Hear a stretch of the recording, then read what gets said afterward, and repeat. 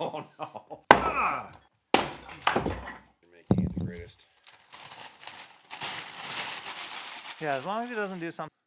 Yeah, I don't disagree. To save it for late. To save it for late season. Water that never goes away, then it might be a different whole story. But I hope it does.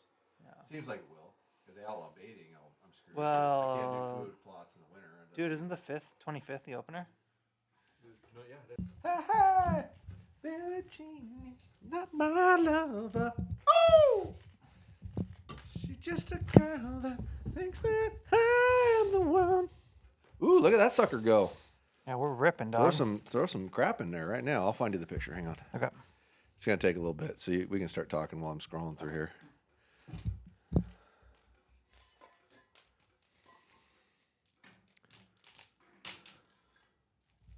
Load it up. Been deliberately keeping it cold in here today just so I can really appreciate this fire. Is that him? Oh, that looks like him right there. That looks like a trophy on my wall right there, son. Business. Yeah. Right. Belly bag. Yeah. Yeah. Wrecking my hay. That's a Washington trophy. That is a big old bugger for Washington. Nice bull anywhere, but Yeah, but for here, it's incredible. especially late season. Yeah. Oh, I don't know if people get late season bulls, but it can't be that many. well, if you know where they are at the right times, it's doable.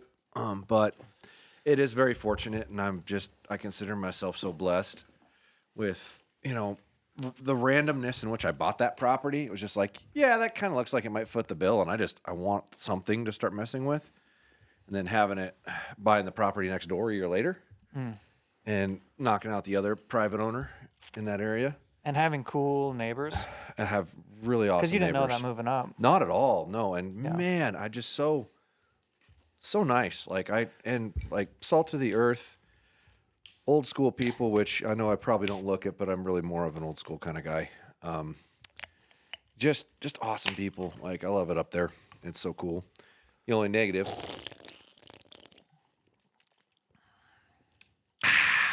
is it takes some real doing to actually build something. Some real up gusto. there. Yeah, you gotta be kind of creative. I mean, I just spent over $10,000 redoing my road just so you could get something of size up it, and to boot, to know that like my neighbor below me plows like I think it's a mile to where the plow stops, like it's out of the area of maintained roadway. And then I'm a half mile plus past them.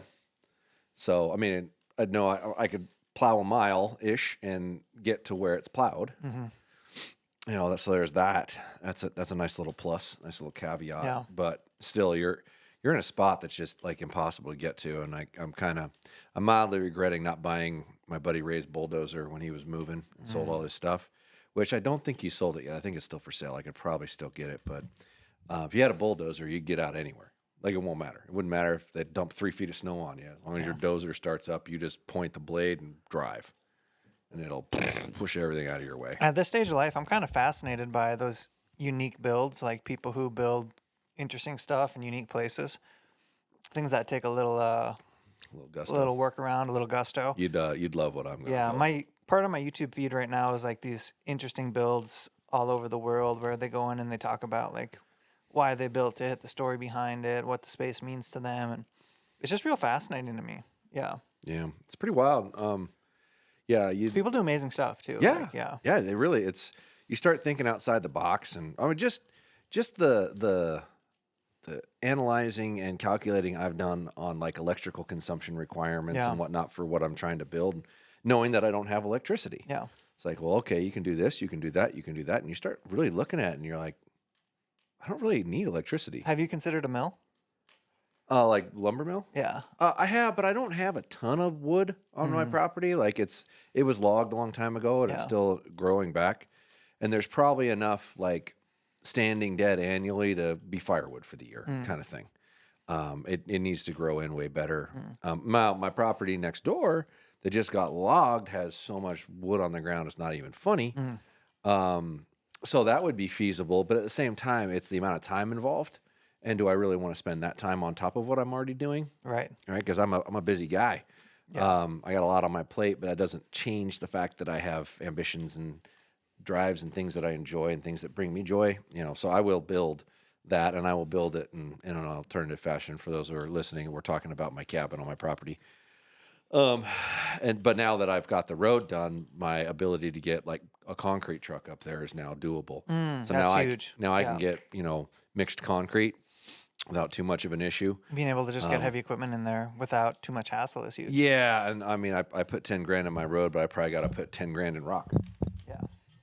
still. So I'll do that in the spring Yeah. to the summer. But then at that point I can get the things that I need to make what I'm trying to do work, i.e., I want to build a container house, and then and concrete, like concrete floors, concrete slabs, that kind of thing for the main floor of it, because the bottom of it's like a drive-through garage, and then the upstairs is the house itself. Like, would you go T style? So I would be doing like 2 containers one direction, and then the 2 containers on top of them the other direction. Yep. With the ones on top overhanging about 10 feet. And then may have that be like a covered front porch on the front portion. So the internal living area would be 40 feet wide by 30 feet internal, but 8 feet either side of that's a container. Those container builds were pretty popular where I hunted in Nevada. There was quite a few of them. Yeah. I mean, they're becoming more and more popular, Well, there's something to be said about a dry sealed shape that is immediately done. So if you're trying to get like a structure up relatively quickly, basically I got to build a couple of walls, 2 garage door accesses, some floors, and a roof system. Now, talk me through the rough kind of like build out of a container. So you have a container. Do you go in and you put 2x4s and walls inside of it? It just With depends on what you insulation want to in do. between? The most efficient thing to do is spray foam it. Spray foam creates its own vapor barrier. So you can literally spray right to the wall and go. So you could literally lay like 1 by on its side if you want to sheet it. Okay. So you're not giving up the depth, because the internal of it's only 8 feet, right? You don't want to give up too much depth. Yeah, you don't want to end up with 7 foot or 6 foot wide, because I mean that's awkward. It's like the way I envision it, it's almost like either end of the container, I'd cut the middle of it out and leave the sides like kind of sealed off a bit, cut in and put windows in them, and then like have it be like a bedroom on either end. But when you're dealing with an 8 foot wide deal, now you can go through and cut the whole thing out and just put like posts in it every 10 feet, like we did down on the practice range for covered shooting, and just weld in a 2-inch square every 10 foot or so, and you'd still have the weight and load transfer and support beneath it, and then it's wide open. But I was kind of thinking about it, like if I can make those functionally, like one corner is a bedroom, another corner is a bedroom, one corner is a bathroom. It's already kind of a box anyway, right? And cut it out, put a window in it so it doesn't feel, closed off. But easy enough to do. And I've got a good size propane generator up there, so I can run, a welder, a plasma, whatever off of propane and not electricity. Granted, it's not as efficient. And then when the whole thing's done, I'm going to do a carport off of the one side of it where the whole roof line faces the sun, and then that'll have all my solar panels on it. And the thing you got to be really good at is budgeting your materials. Like when you bring a load up, you want all the stuff you need. Oh, yeah. You can't drive down to the local hardware store. I mean, you can, but it's a 30-minute drive minimum to get to where you could buy anything. Yeah. Like, no, more than that. Like, if I got to go, let me think about this for a minute. I probably got to go a good 40 minutes. Yeah, 40 minutes to where I could buy a nail. Mm-hmm. Right, so it's the kind of thing where you really. And that's not a Home Depot, right? Like no, that's your local. No, there's no. Store. There is no Home Depot. There's a couple of Ace Hardwares, which they have a good selection of stuff. Yeah, they have stuff for no sure. No Home Depots.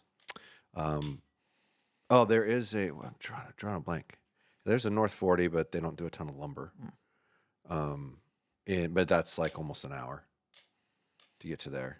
Mm-hmm. Same with the one of the hardware stores. There's a lumber yard. I should take that back. There's a lumber yard that has miscellaneous stuff that I've gone to multiple times. That is, I could probably make it in 35 minutes if I was hauling butt. Yeah.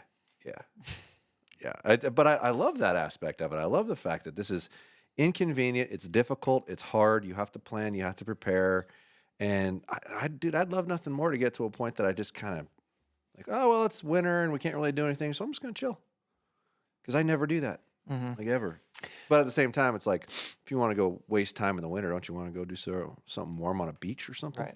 You know, maybe. Yeah, I don't know. There's something to seasonality, and the downtime of winter can be a really good thing for a lot of people, you know. And then it'll help you appreciate the uptime of summer. Like, For sure. I think life seasons are there for a reason. Like you mentioned something. I didn't get to watch all of your and Brandon's first podcast, but I got to watch the first few minutes. And you mentioned something in the beginning. You're like, "Wow, I walked in here and I just felt relaxed." Did you turn it off because we were making fun of your No, orange beanie? no, I didn't. You Have, hadn't said anything to me about it. I was like, God, I hope he's not pissed. It was a joke. no, I don't care. I figured you wouldn't care. Yeah. Brandon was like, "Guys, you gonna get mad?" I was like, "No, No. he's gonna laugh a little and not care at all." Yeah. Yeah. But anyway, you walked into the space. You're like, wow, I really felt relaxed. And there's something to it about like design and lighting, and you know, this can go into filmmaking too. Is like how spaces make people feel, and it's very interesting. It's a very interesting thing that I think a lot of people we could all learn a little bit more about. Yeah, I You know what I was mean? blown away. I was just sitting there waiting for. I'm trying to remember. Brandon had to go do something with his wife, and there was a little bit of downtime. I was just like sitting there, and I'm like, I don't feel anxious. I don't feel like I got to do something.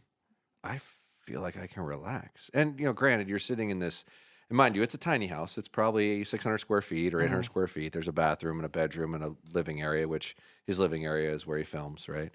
And I'm sitting on the couch, and I look out to my right, and there's a small porch with pony walls around it and screen all the way to the top. So it's a screen-in porch with a ashtray for his cigars and his chair, so he can sit out on the porch and smoke his cigars without having to deal with bugs, which he did warn me when, you know, you're going to deal with bugs down Tennessee's here. probably got really Tennessee's good bugs. got a lot of bugs. And then the other one was a little open porch with a little barbecue on it at either side. But every direction you looked is like, you know, there's walls, but the corners are glass, and you see woods. It literally looks like you're just sitting out in the woods in leaf trees. That's pretty amazing. Yeah. It's beautiful. Like the first night I got there, said, "Oh yeah, we'll have a fire." He had this giant pile of trees and debris and whatnot that was still pretty green, and it had been raining. It took forever to get it going, but dude, it was like it starts going, and I took one look at Brandon. And I'm like, "You need to cut down that tree and that tree right fucking now, because those are going to catch on fire." And he cut one of them down. And then he didn't cut the other one down, and it caught on fire. Yeah. Had to go back. But the cut it beauty of down. being back east is everything's so wet. Like if it catches fire, the next thing's not going to catch fire. Yeah, the It's proximity. It's Oh, man. totally different than It being is. out west, where like when things dry out in the summertime, like a fart the wrong direction could light the woods on fire. Yeah. But in the Midwest, where things are saturated wet, like you're often fighting to start a fire, and that fire is not spreading anywhere. You know. Yeah, I was amazed. It's like looking at how many trees were like the flames are right next to the trees, and nothing's catching on fire. I'm like, huh. And just the density of growth and stuff, right? Oh yeah, Like, yeah, yeah. It's crazy. It's a thick. different environment. Yeah. Yeah, it's neat. I do like it. It's a very. It's once again, it's a different environment, but it's a very soothing environment too. Yeah. Pretty cool. I haven't been Yeah. to Tennessee, but I can imagine. Well, let's talk about Tennessee. So you weren't just there on. Didn't just go It down there and do a wasn't like- podcast or two with Brandon and kill some time. No, you were just there on a content run, no, right? I was on a mission. So I've been talking with my manufacturers for a while and thinking about this for around a year. The amount of money we're spending in freight to ship all this stuff around the country, because as you know, $99 and up is free shipping. Well, I'm still paying for shipping. It's not like UPS is giving that away, right? So I'm spending six figures multiple times over in freight costs to function. So I had function junction, yeah. I had it on my agenda in the near future, but not right away. I need to probably figure out a better place to ship from in the long run. And I had dropped that seed to a couple of manufacturers, and one of them had called me and was like, "Hey, just a little heads up, you might want to take a look at this area. This is probably a really good place to ship out of. The taxes aren't bad, and if you're in the right spot, you can probably get dealerships pretty easily because there's just not a ton of shops." And I thought about it and was like, well, I hadn't really thought about that. And then I immediately went, wait a minute, Brandon lives there. So I called Brandon. I'm like, hey, explain the area, blah, blah, blah, and whatnot. And, he gave me a bit of a rundown. And had his own level of suggestions, which I know you all know Brandon from YouTube, but Brandon is actually more of a like a real estate expert, to say the least. And how he more than anything loans money and doesn't even do real estate, but he loans money But it's still involving kind of real estate through real estate. through real estate. But Yeah. he's not the one actually, doing the Hammer and nail. hammer and nail, right? But he's done a ton of it, and so he was my immediate go-to of like, all right, well, let's try to target a space and make sure we're in an area where the taxes aren't horrible and where land isn't as expensive, because eventually we need to build a warehouse and ship out of a warehouse. And found a place that we liked. Went back and forth with the owners of the property a couple of times, and came to an agreement. And MFJJ is open in Nashville North Archery in December. Like kind of when pod's going to come out, or pretty close to it. We might not be 100% functioning like 1st of December, but we're going to be there. We're going to be putting stuff together and. Kind of a soft open of sorts. A soft open. We'll have a grand opening event when everything's up and good, but we will still have store hours and be open to the public, and people can come in and try not to judge us too quickly off of what we're doing until we get everything up and rolling. But have to be there to receive product anyway and work on displays and things of that nature. So it's around a 6,000 square foot building it'll have a small indoor shooting range in it, nothing big, and it's really just to tune bows and sight in bows. It's not intended for people to, cram in lanes and shoot. But we will have an outdoor range, so you'll be able to shoot outside out to, I think 60 or 70 is what we figured out would fit. That's part of the plan there, and we have secured, as of right now, every major brand. Period. So we will have White Matthews, Bowtech, PSE, Prime, Elite, and Darton. Yeah, we got Darton. Yeah, all of them. It's basically everything we have here. And we're going to actually work into crossbows, which we haven't done here because we don't have crossbow seasons, but they're wildly popular back east because a lot of the regulations let you use a crossbow or a regular bow, right? So we're definitely going to carry Raven and 10-point and Excalibur mission, and we'll go from there. But yeah, we'll have all that stuff, and I'll start doing bow reviews on crossbows since it'll be part of my repertoire, and I'm going to put in a YouTube studio there and try to do some content from there when I'm there. And I intend to be there probably once a month for a period of time, and I will announce my schedule on Instagram. So if people want to plan coming to that shop and meet me or see me, I'll be there during certain periods of time, and I'll announce it every week or once a month at least.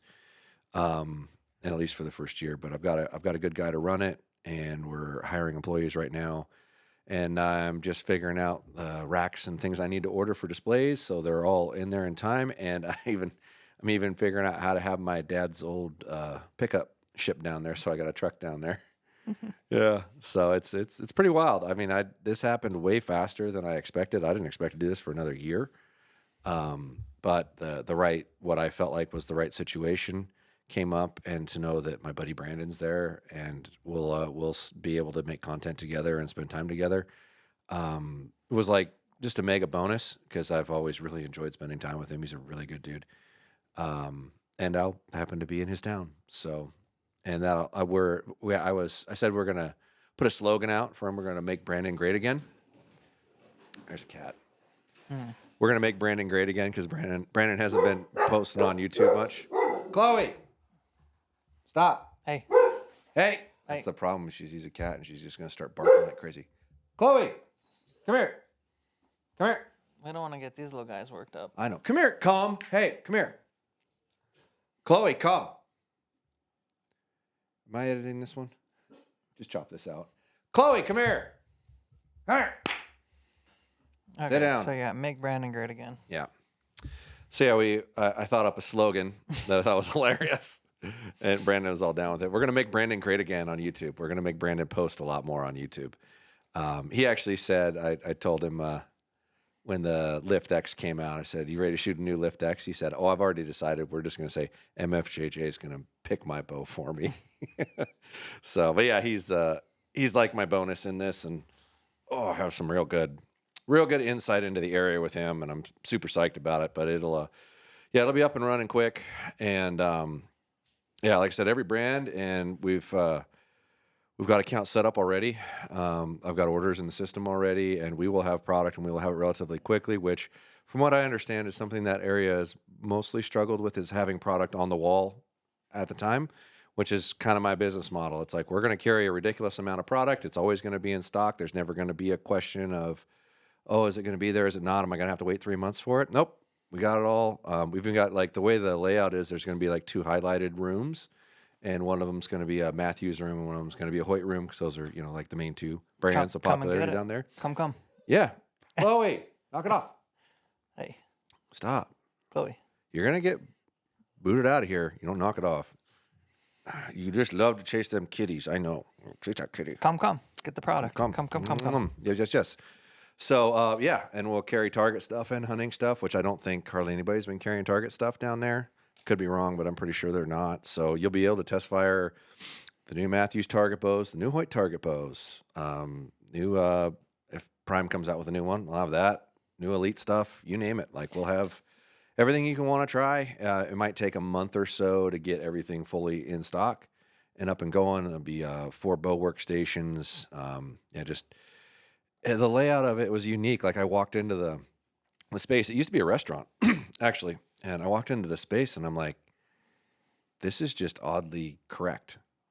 Like, looking at it. Like, I like the already design and decor of what was there. It was all like rough cut poplar and what do you call it, board and batten or whatnot, the whole thing.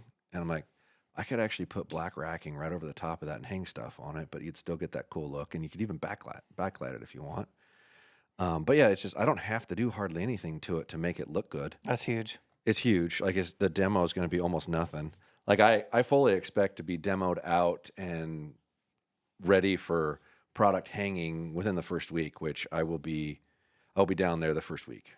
So December, well, that first, I'm seeing if I can get in a day or 2 early, and maybe I can fly in like Saturday, but for sure Monday through Friday I'll be there. I've got to fly back Friday morning, I think, because I've got to go to Mexico. And if I hadn't, like, this was so not planned that I have hunts and stuff that I don't want to not do that I paid for, right? But I would absolutely not do them right now. I would just stay there and get everything running. Well, sometimes that's a blessing to have those things on the books. Yeah, I don't have a choice. Like, it's like, I got to fly back and then turn around the next day and jump on a plane. So I went ahead and put that Lift X33 together because I wanted traveling. Huh? You hate traveling. I'm getting so used to it now, it's stupid. Like, But you're going to be a good little traveler. I'm going to be a great little traveler. I don't have a choice. Once again, it was one of those, I was relatively phobic, like, about flying, to the extent that I had people recommending drugs to take to be calm, and I'm like, no, I ain't doing that. Like, I just like, I expect my my daughters to deal with their issues and their anxieties, and I expect them to work through it. So how can I cop out and not work through it, right?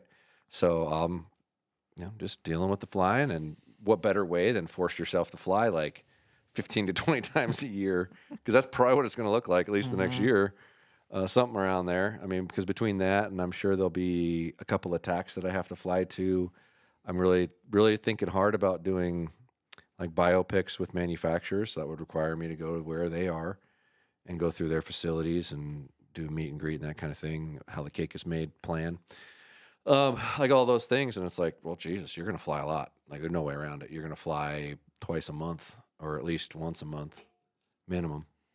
So yeah, I bet you it's 15, 20 flights. You're going to get real good at it. Yeah, it won't. I guarantee you by the time this year's over, it won't bother me even a little bit. Like, I've got my own routine down now. Like, one thing I learned, and it's the same thing with being fidgety when I'm in a ground blind. If I have like a movie or something going, I'm not nearly as like keened in on what's going on. So like, and whenever I get like pretty good turbulence, I just shut my eyes and like tap my feet and go, how does it feel when you're in a bumpy car? And like, well, it's not even really this bad, other than when you get those giant like hard pulls. Outside of that, it's like, this is like it. I think the thing that's weirdest about it is there's like no bouncing at all. Like, when you're driving in a car, and I started paying attention to this like on my way to the airport, like, feel the car. Like, the car's always bouncing, but it just feels normal. So you don't even think twice about it.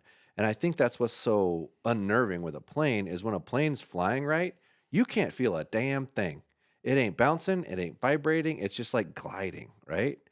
And so you disrupt that with a bounce or a bump, and it's like, oh my God. Whereas the car, it's always kind of bouncy. It's never just perfectly gliding. There's always a bump or whatnot that the car's recovering from, right? So you always feel that.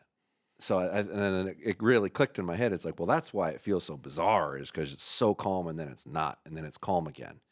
So yeah, but I've gotten way better about it, and Yeah, and you're surrounded by mouth breathers and crying people and oh, dude, I put people that don't fit in dude, I there. put in earbuds and turn Yeah. on a movie on my tablet when I sit down. Yeah. Like, and I hate to be that guy because you'll end up sitting next to somebody who's social. Like, as soon as I got done on my last flight, the guy who was sitting next to me immediately started talking to me and whatnot. And really great guy. I was like, this is awesome. But at the same time, like, oh, I don't want to talk. I want to be in my little zone because I tend to stay calmer that way. The best sales pitch for a good set of headphones that go over your ear that are noise canceling is a flight. Yeah. Like, just throw those suckers on, dead to the world. Yeah. That doesn't work with this hairstyle, though. That's right. Yeah. You got to go with the from below style. Yeah. I just use the earbuds that go over my ear. Yeah. I'm thinking of navigating away from them, though. I've used them forever because they don't ever fall off. When you bump them on something, they don't fall off. But they're starting to, like, I'm starting to really get irritated in my ear from that, sitting on top of it, because I've been recently having them on for long periods of time, especially dealing with manufacturers and whatnot. I'll throw them in, shove my phone in my pocket, keep talking and keep working on stuff, which that's been such a large percentage of my time lately. Like, even not the shop portion of it, that's a huge part of it, because I have to open up new accounts with every brand and let them know the location, let them put the address in the system, sign any guarantees I need to sign, that kind of deal, get credit set up so we're ready to go, and reordering doesn't become a problem. Get bill pay set up differently, because we got to isolate these things from each other so we know what their inventory is, Right. dollars and cents, that kind of stuff, all that. There's a lot that goes into it, but it's all stuff that we do already, and fortunately we can use our computer system that we have that's already got all the information in it, and just go whoop, stick it over here, add a new location, log into it over there, and then as products come in there, you add inventory to that location, and that's all you got to do. Prices are in there, everything. And I think I'm going to follow the model that we've had forever, is we don't actually put prices on anything. Like, I don't know if you noticed that. Right. When you walk into the shop, there isn't a price tag on anything. Yeah. No. Yeah. Well, you can look it up. Like, if you're standing in my store and you wonder how much something is, go to the website. It's right there. If you don't already know, if you care, like if you're that fixated on it. But, we always price everything competitively at prices we're allowed to price at. So, it's like, do you really need to know? Unless you're just not sure how much you want to spend that day. But yeah, so that's one step you don't have to do, which is kind of nice from a shop Yeah, standpoint. because tagging stuff would be annoying. Tagging stuff takes time, and it looks tacky. Yeah, it does. Like, the fact that they're not priced, it looks cleaner. And then changing prices later. Like, I don't think we ever carry inventory long sucks, enough for that to matter. But yeah, I mean, that part's not fun. or a sale or whatever. Yeah, it would suck. Well, congratulations, man. Thank That's you. very exciting. That's very exciting. It's exciting and scary at the same time, and we're contemplating when to talk about this. Tim's known about this for a few episodes. I'm like, well, just wait. Let's make sure we've got a lease signed and all the kinks are ironed out of it and whatnot. And then I started getting calls that cat's out of the bag, and a lot of the shops know already. So it's like, all right, well, if they're already talking about it, I guess we might as well talk about it. Yeah. So yeah, we'll be taking orders for new flagship bows in the first part of December. We'll have a phone number attached. The website's up and being worked on right now. It's NashvilleNorthArchery.com, and that'll have all our pertinent information on it. And we have 200 Matthews bows on order, 100 Hoyt bows on order, placing orders on the other brands right now. So we'll have a good amount of product early, and you won't have to sit around and wait for stuff to show up. We'll have it, and we'll have it in quantity. So that's how my business models work. I make sure to overstock the store. So hopefully you'll like what you see, and you'll be excited about having a really, really great shop just north of Nashville a little bit. Yeah. Hence the name, Nashville North Archery. Well, and it's kind of nice too. I mean, I don't know how the space works and how pliable you can be with your setup, but it's kind of nice if you can just kind of rough set things up in, hey, this makes sense here, this makes sense here. Yeah. But then as you see traffic flow and how people move and how people use the space, it's really nice to kind of be able to shuffle things around as you see how the traffic flows. For sure. Yeah. Yeah, almost everything that I do, I try not to make it permanent. High margin items go near the counter. I don't pay any attention to that. But it fits where it fits, and I'm not. I get that model, but I don't design or build shops to maximize profit, which is probably stupid. I just do what seems to make the most sense and what is most pleasing to the person. So yes, obviously the highest profit margin, you put them in the middle, and you put the stuff that has the lowest margin on the bottom, and then the not so great stuff on top, but the best margin in the middle. Like, I don't even think about that at all. I've been so fixated on just trying to make it all fit, because we're our shop now, the upstairs and downstairs is smaller than this building, and you can't use the upstairs in my building. You can only use the downstairs. So we don't quite have enough wall footage to hang everything in the shop here in Spokane. So it's a little tight. Everything's a little cramped. So you can't really get picky about that. It's like, put it up in a manner in which you can tell where things belong, and you know what you're out of when a peg's empty. And that's about it. So, but yeah, like tomorrow I'm going to start ordering racks and hooks and hangers and stuff, so they all show up on time, so we can start putting stuff up. But yeah, it's exciting, man. I've never actually started something from zero. Right, which is cool.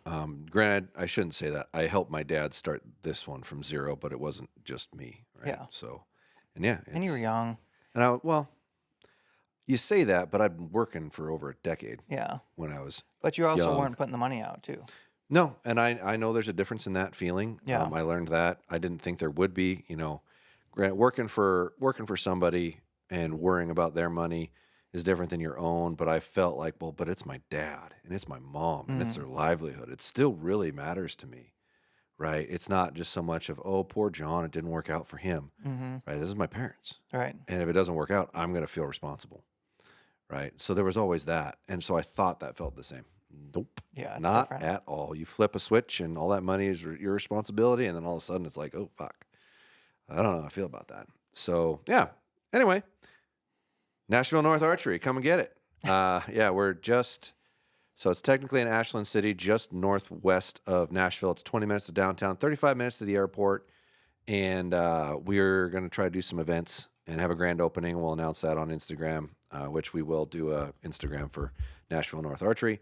But we'll announce it on all platforms. And what do you think? Grand opening sometime January? Yeah. I'm hoping the first of the year kind of thing, somewhere in there. We'll see how it goes, flow wise. My intent is to go down the first week, as much of it as I can, and then probably come back in between Christmas and New Year's and spend that week there, somewhere around there. Because I usually don't work then anyway, so it's like, well, screw it. I'll just go down there and take care of stuff. I try to take that time off, but it would really help getting a good jump start on it, and then start planning some dates and whatnot.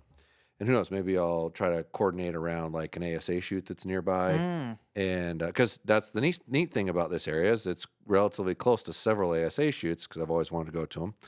And if I was starting to do like a traveling circus kind of thing or whatnot, I'd probably get two of them and have one down there and one from here, so they're not going as far. But yeah, you're down by multiples of the ASAs. Yeah, that's got me wondering, just like the local community. I bet you the local archery community is stronger than I thought, with ASAs cruising around the greater area. And yeah, I bet you it's pretty strong. Yeah, Michael got real excited because he's like, it's only like 2 hours from this one. We interrupt this podcast with a special announcement. Thanks for listening. Please leave us a review if you have an opportunity. It helps more than you know. If you're looking for archery stuff, head on over to podiumarchery.com. All those archery needs, $99 and up is free shipping. And coupon code TIMC will save you a little money. Let's get back to the pod. Like 3 hours from that one, I was like, yeah. Mm-hmm. You got a little base camp, so it might not feel so far away. But yeah, and there's a TAC coming back to Tennessee. I think there's one in Georgia, or there was one in Georgia. There was last year, yeah. So maybe one TAC will have to be over there. Probably, that makes sense. Maybe I can recruit one or two YouTube people to go. Long pause, no reply. I'll see. Yeah, it all just depends on dates for me, and I can do a couple a year, so I just got to pick which ones are the right ones. Yeah, for sure. No, and I think next year's going to be heavy hunting year for me. Yeah, you say that. We'll see. I'm excited. I hope you do. Mm-hmm. How many hunts are you going to do in your pocket? I got to get Alaska spring scheduled. That one would be great for me to do. And I've thought about it enough that I know I need to do it. Alaska Spring Bear. Well, actually, Josh and I are also kind of in the process of, I guess, working with another company that we'll be able to talk about. But I kind of want to consult with them a little bit about hunt schedules That'd be wise. and just soundboard off them a little bit before I finalize too much. So I want to take their perspective into account. But Alaska Spring Bear, Idaho Spring Bear, Idaho Spring Turkey, potentially Idaho Pronghorn, Idaho Deer, Idaho Elk. I want to try to run the Idaho Gamut. That might be my greater story arc. Of course, because you're an Idaho guy now. Yeah, I might try to do the Hunting is awesome. the Idaho Grand Slam next year. Yeah. Yeah. So we'll see. You gonna have a UTV in your future? Or are you gonna just stick with the 4-wheeler? But it's gonna be heavies on the hunting. And when I say heavy on hunting, I'm probably not going to spend more days in the field than I've spent in the past. Mm-hmm. But I'm just going to target those days a little differently. And yeah, I've kind of figured out like how long I can hunt for, how long I can hunt hard for. I have more flexibility in my schedule now, so I can hunt around the weather a little more, which really helps. And yeah, UTV in my future. Good question. Probably not.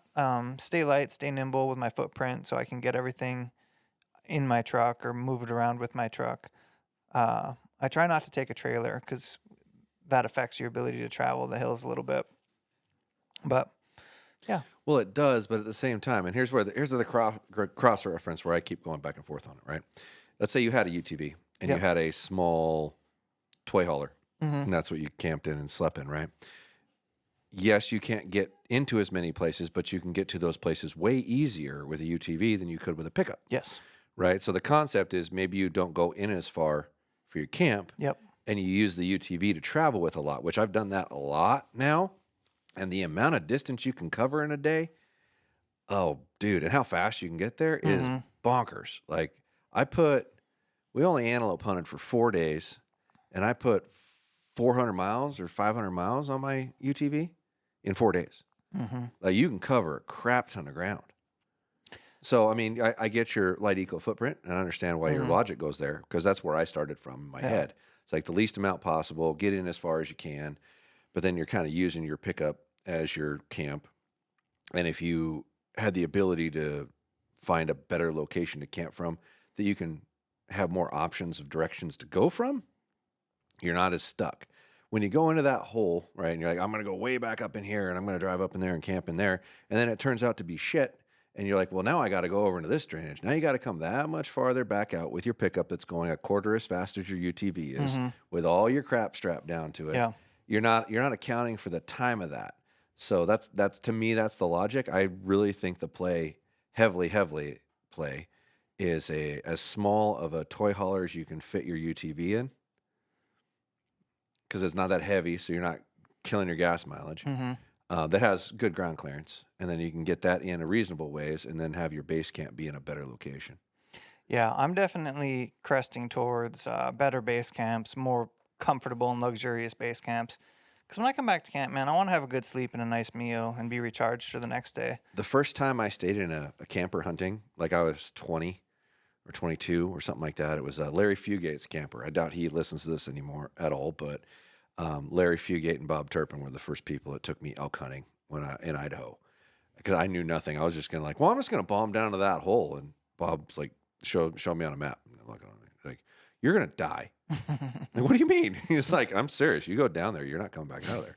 Like, what are you talking about? He's like, I'll take you hunting. Just relax. I'll take you hunting. And I learned a lot from old Bob Turpin. Shout out to Bob Turpin. He still works for Avista, if I remember right. Him and Jason Prince back in the day were my adult guidance in poor decision making. That's good. You gotta have that before I first bought my first house. But in any event, I could not believe how much more refreshed I was when I woke up from sleeping in a warm, dry camper, as opposed to in a tent or in a sleeping bag or whatnot. I mean, you survive either way, right? But there's a level of, my clothes are dry, I'm warm, I slept really good. Like I slept for 6 hours solid, right? Instead of like 3.5 when I kept waking up at everything I heard, right? So there's definitely something to that level of Could you go harder? Could you be in a worse spot? Could you do all those things? Yeah, sure you could. But are you better off physically because of having a better place to sleep, having a better camp position, having a, an enclosed heated vehicle or AC if it's super hot to take you to and from where you're trying to get to as much as you can, because all that time your body's recovering too. When you get out of hell and jump on a four-wheeler and drive your four-wheeler through whatever, you're still freezing your ass off. You're still wanting to die. It's raining and you're getting beaten in the face and you can't, and it's dark, so you can't wear sunglasses to try to keep it out of your face. I mean, there's so many things about that that's just like, this is so much harder on me physically, and I won't do it. Like if I really had to, I would, but I would plan around having to have a better functioning option. Because I was going to set up my my pickup with rooftop tent and that kind of stuff, but the more I think about it, I'm like, are you sure you want to do that? Like, really? Like, or do you want to just have a nice, warm, dry, and cool when it's hot place to come back to be able to recharge better? I don't know. Yeah, both good options. It is. And I'll tell you one thing that, I mean, I know you haven't done a ton of, but it's a damn cool experience, and it does suck for comfort, but it's just to go do like a 7 day backpack hunt. Well, and that I get. Yeah. That I get. Because it's going to bring you to a unique place. The only way you're going to get there is via foot. And there's something real magical about hunting off your back. Well, that I would do. That's different than what we were talking about. Yeah. It's like if you're gonna have a base camp somewhere. Yeah. If your intent is to have a base camp, have a small toy hauler or whatnot and a UTV, because life is so much better. But I get the hunting off your back, and I'm just gonna go that way for. But here's 4 the other days thing. straight. Yeah, here's the other thing I've said for a while. My next vehicle purchase is going to be not a side-by-side, but what looks to be a side-by-side in a Geo Tracker or a Suzuki Samurai. Well, sure. And they're pretty light, right? Yeah, dude, they're super light. Like, have you checked the actual, whether that GVWR or whatever they call the weight? No, the gross volume weight or whatever. Yeah. No, but I just, the area I grew up was heavy on, so let's say rednecks is a nice way to say it. People that loved trucks and beating the hell out of them, going through the woods. Like going mudding on the weekend was a thing that a lot of people would do and still do to this day. Sure. And my buddy had a little Geo Tracker, and anytime we would go on these little mudding expeditions, we would go the same places all these vehicles went, and if we couldn't go there, we went around it. Like, it was, I can't say it's necessarily going to go through more things, but it would get you more places than like a jacked up truck. Sure. They're amazing. They're amazing because of the wheelbase. It's, they're very similar to side-by-sides, but a little less tipsy, I think. Oh, I don't know about that, but to me, the reasonable difference between them is your side-by-sides are designed to take the same stuff that your tracker will take at like 3 times the speed. You're not gonna run your tracker through what I would run my expedition through at the speed I would run it at. You'd break it. So, but I get the whole concept of a tracker. It's a great machine. It's a Jeep-ish type thing. Yeah, very small wheelbase. Very small wheelbase, enclosed, heater, AC, great, cool. I could still get to where I'm going 2 to 3 times faster than you, and that's why I would do the UTV over the other. You would, like, you'd break your axle or something, because it's not the same kind of suspension design. That's true. And maybe you could put some kind of suspension like that under a tracker, maybe. Or But it blows my mind the things you can do with a good UTV. Yeah. Like, I never would have believed it until I bought one, and I'm just like, oh my God, I can go down that road at 50 miles an hour. I don't even feel the bumps. Or maybe as you're racing to your spot, I look over my left shoulder and see a deer down the hill I want to chase. Well, you wouldn't even be up there that early because you like to sleep in and have breakfast and then go hunting. Not hunting. It's like the guy who wants to run past the guy on the trailhead, and the guy on the trailhead, go ahead. I agree, 100%. I got a place I'm going, and I'm probably disregarding most of the shit I'm passing all the way there, but that's still my plan. Yeah, and it's worked out okay for the most part. Yeah. Yeah. But yeah, next year's gonna be grand. I'm excited for it. So how many was that? Was that 8 or 9? I don't know. If Well, I you said punched Spring Bear and all your Idaho stuff. Yeah. Was there anything beyond the Idaho stuff? No. Okay, so all that other stuff comes as a bonus. So say like bear, Idaho, deer, elk, pronghorn, turkey, pronghorn, cougar. Did you say you're going to try to cougar hunt? All right. that would be like a bonus. So that's 6. Were you Yeah. going to do more than one bear? Because you can in a lot of the units in Idaho. It would probably come as a bonus. Okay, so You know, 6 tags. So like Your dedicated goal is to 6 tags. dedicated to going to find one bear, and if I was on another hunt and saw another bear and whacked it, like that would be cool. Mm-hmm. Or if I drew a Wyoming tag, that would be cool. But all those other things are bonuses, and you can't necessarily plan for them happening unless you're 100% on your points. You know. Sure. I Yeah. get you. So Cool. Well, so guaranteed 6. yeah, That's I fine. think so. Unless I Cool. get burned out or life changes. Yeah, Yeah. you get burned out. How's life going to change? You never know, man. You Never just know. bought a friggin' business that you didn't know was coming. Do we have a Mrs. Tim coming? No. No. Mrs. No. Connor. Sorry. Hey, the Connors. No. Yeah, there you But go. you never know. I mean, there's things you always You can never know. plan for. Yeah. Businesses that's true. change, businesses evolve, Sure. life happens. Yeah. Yeah, I didn't know I mean- was going to buy a house in August. That totally changed my year this year. Yeah, you asked me that would I be doing what I'm doing a year ago now? No, not at all. I wouldn't even thought I'd be anywhere near that stage in the Yeah. thought process. And I should state that the goal of what I'm trying to do here, I didn't say this. The whole purpose of this, it's not just to save money on shipping, it's to be able to cover the United States in 2 days. So if you buy something from podiumarcher.com, the long-term goal is to be able to get it to your door in 2 days or less. Yeah, like Amazon has different shipping hubs, distribution hubs. Yeah. Yeah. So this should cover 90+% of the country It's going to cover a lot. in 2 days. Once we get the shipping going, but that's probably going to be 6 months to a year before that's up and running, depending on what I can find. You know, we may just find nearby a good sized warehouse that I can rent for cheap and then start. But I don't want to hinder the size of the pro shop for shipping. I don't. So we'll probably start shipping like presses and targets and things that cost a lot of money to get transported to Spokane and then back. Because ironically, my bow presses come from like 3 hours from my location currently, but they go all the way across the country to Spokane and then they ship all the way back out to wherever they're going. Right. Yeah, I didn't even consider how many things that are probably coming from the Midwest to get here. Yeah. Well, in a lot of the instances, I don't pay for freight inbound, right? So it's not bad, but that one I do. Like bow presses, I actually pay for shipping and it sucks. It's terrible. That was part of my, okay, immediately there's 2 outbuildings and I was going to use one of them for storing presses and ship presses every morning out of just a couple of things, nothing too big. And we'll ship crossbows out of there because we're not going to have them up here until we start getting a demand for them for the most part. So there'll be some stuff that's shipping out of there, but not a ton. We may start shipping some of the target bows out of there because more of the target bows we sold went back east than to the west.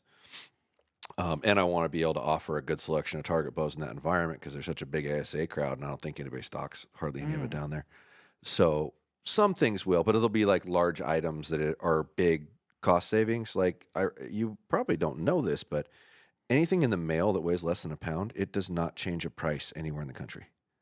So I can ship it from Spokane to Florida, and it costs the same as shipping it from Tennessee to Florida, or like Tennessee to Kentucky, like next door. Costs the exact same amount of money. It's a one flat rate for anything under a pound, which a lot of the things that get bought are under a pound. Like a lot. Like, oh, I need some veins and some glue or this, or I want some of MFJJ's inserts and a couple of field points. Well, all that stuff's like 4 ounces, 5 ounces. It's light, right? So it all goes in the mail in that regard. Now you start getting to larger packages, you start saving some. So like arrows, if it's more than a pound, it can be a reasonable significance in cost. But once again, the mail doesn't have a huge price difference. The UPS does. So any of the bigger stuff is really the issue. And unfortunately, the bigger stuff takes up more space. Yeah. Well, So- like what's an example of like, say you shipped a 365 target, a 3-footer from Spokane to Florida So a versus 3-footer. Tennessee to Florida? So this would be a better question for Doug because he does it every day, but Yeah. I can spitball you an estimate. Yeah. So most people don't know this, but that target, which is our most popular target, it comes in 2 boxes because if you tried to ship it in 1 box, the freight cost would be asinine. Because you get over a certain dimension and they just put the screws to you, no matter what. Like you get hosed bad. So we ship it in the face in one, and then the target core and the stand in another. Well, actually, if it's the 3614, the stand fits in with the face. It'll fit in the hole, and then the 14-inch core goes in something else. I would estimate those two packages together probably cost around $40 to $45, and I would estimate coming out of Nashville, it's probably more like 20. So, and not to get too detailed in the freight costs, but I think we're going to approach $400,000 in freight costs this year. This is a lot of money, right? And if I can cut a third of that out by shipping out of a better location, it's going to pay for my location. And then just an added bonus is a really great pro shop for the local community to benefit from, which has always been my target from here to begin with. Like I did what I did, so my pro shop would always have whatever products it needed whenever it needed them. People weren't waiting. And once people realized that's what you had, they'd come from a much larger distance because they don't want to wait. Nobody does want to wait. And these things can't be shipped to your house anyway. And you usually prefer that someone that is qualified, that knows what they're doing, is putting them together. That was the whole point. Yeah. So if I can add that to another community, I don't know why I wouldn't. So we're on the backside of bow launch now. We still got a couple brands that are going to trickle in. Bowtech and Prime primarily. Bowtech announced that they're going to drop 2 bows in a couple days. That's the 26th, I think. They said. How's bow launch? How's it coming? Well, I don't have the second one from them. But I mean, it's not a the significant stuff that hasn't been launched to this point. Like Matthews just went out. All that's left is Bowtech and Prime's supposed to be here Friday. Yeah. I still haven't received a Matthews target bow to do a review on. I still don't have a 31 or a 33 sequel to test on top of the 35. And I don't have the short draw length Hoyts at all yet. I still don't have any. I ordered them. Or the long draw length Hoyts. Don't have either of those. There was a ton of like immediate gripes of, what about the short draw length bows? What about us? Blah, blah, blah. I was like, hey, if they don't ship them to me, I don't have them. Like they didn't feel it was relevant for me to do bow reviews on them, so they didn't make sure I had them early. Then I'm stuck waiting for them to come in just like everybody else. And when I get them, I'll review them and test them. But the odd thing is some people did. Like some people got short draw length ones, which I thought was weird. I was like, well, why in the world didn't I get one of those? Yeah, it makes you feel weird. Yeah, well, honestly, from Hoyt, I only got 2 of the main 4 bows. Like I contacted my rep and I was like, you got to get these bows here. Like there's 4 flagship bows that are all relevant to the average consumer, and I only got 2. But I felt better when I saw Lancaster release their videos because they only got 2. They just only sent out 2. I'm like, that's weird. Super weird. It is weird. It didn't make sense. But I mean, so Matthews just went out. How's the buzz? Great. Like I think my Lift X33 video did over 34,000 views in the first day, which that's a third of the year's views probably on that video. So that was great. There's been a mix of comments that I've read. Somebody somewhere claiming that they've already got a limb broken. I saw it, and Archery Hooligan.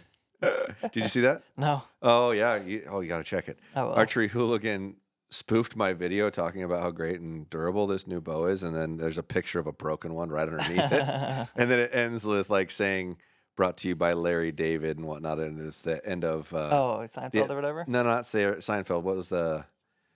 His other one? Yeah, his other one, like the ending music from it playing at the end of it. I don't know him personally, but we've conversed multiple times, and hey, that was funny, dude. But people are overlooking the reality that if you press that bow wrong with the wrong fingers, you'll break the limb, and I guarantee you that's what happened. Because we had a half a dozen or so sets of limbs that needed to be replaced. None of them looked like that limb, not even close to it. That limb was snapped in half right down the middle. So some dumbass put it in a press wrong and crunched the limb.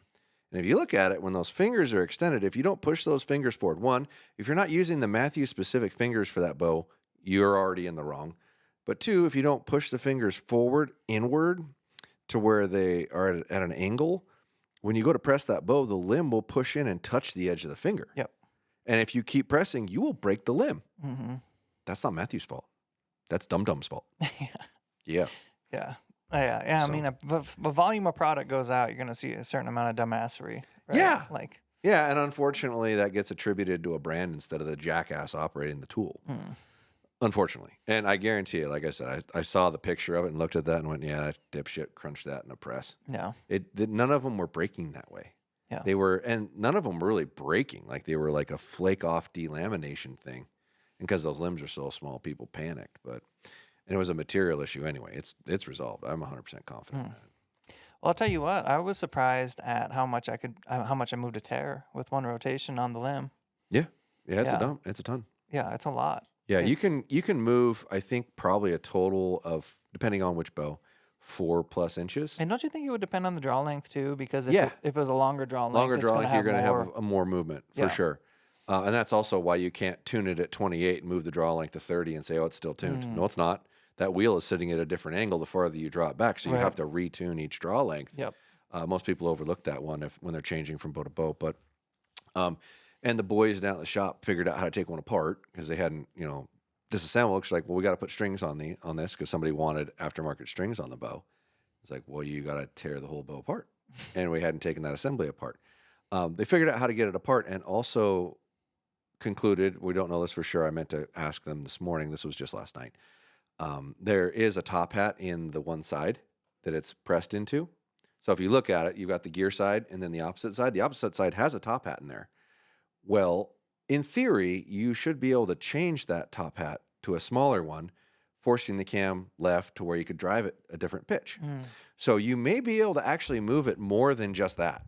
I'll try to confirm that with Matthews, but I think that's very feasible. If you ended up with a Terrier for some reason that you couldn't resolve, you probably can. So just another interesting little tidbit on that. I just think it's a really great system. I think it's well thought out. I know in general, which, people will bitch that, oh, well, Matthew's limbs broke last year, and they don't want to accept the fact that that was a material issue. The reality of that is Matthews tests the shit out of their product before it goes into the market. Like if you think they just released this bow right now and haven't worked on that bow for 5 years or 4 years, you're nuts. The rubber inserts they put in the limbs when the Phase 4 came out, 10 years of development in that. So they thought that up 10 years prior and were experimenting with it for 10 years till they got it figured out. So when Matthews comes out with a product, I have a hard time believing it's going to have a problem. Well, and one knee-jerk reaction you see the internet having is $700 bow sight. Same thing happened with UltraView, to be fair. Everyone had a knee-jerk reaction about the price. But then you show up to attack and a bunch of people have them on. So, is that... I mean, does the reaction actually dictate the sales? I don't think so. Yeah. I'm curious more to be what the sales would be. I think we could garner a little more off of that. But, yeah. It'll be interesting to see. It's going to be hard to tell how the sales really are. We're only going to know what our sales are because two things have been handicapped for us as shops. One, we're not allowed to sell them online until there's not a back order. Yep. And two, which I just learned last night, Matthews is selling it directly to the customer now. So, and that's not exactly numbers they're going to share. Right. They're not going to tell you, hey, we sold 40,000 of these things. So we're not going to get, Matthews will know how well it does because they'll know how many they sold to stores, right? And then how many they sold to customers. But because they're taking that themselves now ahead of time, it's going to be really hard to gauge how well that site will sell. Is that the first time they've done something like that? Yes, it is. And I was not happy about it. Well, that's I remember when that happened in golf. Yeah. Yeah, no, it's just a little bit of a scary trend, It makes you wonder. So my knee jerk reaction is, in the end, I know what your reaction is. In the end, how many things do you want to sell online? And then how do you because they've always been like a dealer first priority, right? Yeah. Yeah, and Matthews has always been very dealer supportive. And like you mentioned on the last pod, you said once you get past a certain amount of bows, you can't even negotiate like a better rate. Which tells me that any good shop has the best rate, and it's not that hard to get to. If you're authentically doing real business, not this is my after hours gig, or I just sit around and don't do any promotion and just sit and wait for people to show up and I'm in the middle of nowhere kind of gig, or I have a real location, real inventory, do some advertising, you should easily hit the high marks of at least 2 brands, right? So if you have like 9 brands, you might have a hard time hitting all their marks. But if you have 2, you should be able to do that. Yeah. They're not unattainable goals. Yeah. So anyway, It just makes me wonder what's the long-term vision. I mean, do they intend to hope to sell a few accessories through the website? Well, you can buy their accessories on their website too. Right. But this is the first time they've come out with a product and not let the dealer sell it online at the same time they're selling it online. Yeah. So they always had this, it's out of stock until no dealers need any. Right. And so every order they got in the system has been fulfilled. They've got them all. And right now, like I ordered 100 sites pre-launch. They just started shipping me ones, and they're already out of 3-pin sites on their website. And you can buy a 5-pin and a vertical 3 right now in stock. I don't even have one yet. So, and don't take that as me bitching and moaning. Every manufacturer is going to take whatever path they think is going to best benefit them. And I think this will be a good experience for them to realize whether or not this was worthwhile or beneficial. Because I think they're probably going to get a lot of blowback from shops. And that's always kind of been the model that has occurred since online has become a thing in archery. The manufacturer gets beat up a lot for selling to the customer, but if they allow other shops to sell to the customer online, they don't really get beat up about it. They get beat up a little bit, but not nearly in the same ratio. So hopefully this ends up being a good example. And I don't want to go as far as to say, hey, every shop owner that listens, call and bitch about that. But I mean, that's the reality of it. If enough people complain, they'll go, well, maybe this wasn't such a good idea. If nobody complains, they're like, hey, great, we can now sell all these other things direct to the customer, and we're not going to get the blowback. And I do really think that's what this is. I think that's them testing that, just being honest. And hopefully nobody's mad about that, but I think that's really what they're doing. And I get it. Like they're trying to figure out if it's something they can do or not. And they invested a lot of money into this, and they ordered a ton. So that's the other thing that makes me wonder, did they not get the pre-orders from dealers that they expected? But I thought they did. Like when I was talking to my rep a month ago or 2 weeks ago when they started taking pre-orders for sites, they were getting a great response. Well, capitalism has its checks and balances. You know, things ebb and flow and work out. It'll work out. Yeah, it'll work out. It'll work out. So on that note, fire's out. Has it been an hour? Fire's out. Look at it. Holy crap. See it? We'll throw something else in there after you turn that off. It's cold in here. Yeah. So Josh has Nashville North Archery. Nashville North Archery. Nashville North Archery. Yeah, buddy. Coming soon to a Nashville near you. Yeah, I'll be cranking on it really quick here, and I'm excited to do it. It's neat. It's just and I mean, you had to buy a whole shop just to make Brandon great again. Right? That's crazy. That's how invested I am into making Brandon great again. That's crazy. That's crazy. Anyway, we're gonna sign off. Subscribe, leave it a review wherever you're listening. That stuff really helps. On the next podcast, we probably should talk about it. We had a little snafu, which was weird. Yeah, Little very snafu? weird. So, the collapse of the system. Yeah, the collapse of the system. Collapse of the So, system. leave us a dang review so we stay around. You know what I'm saying? Come on, people. Come on now.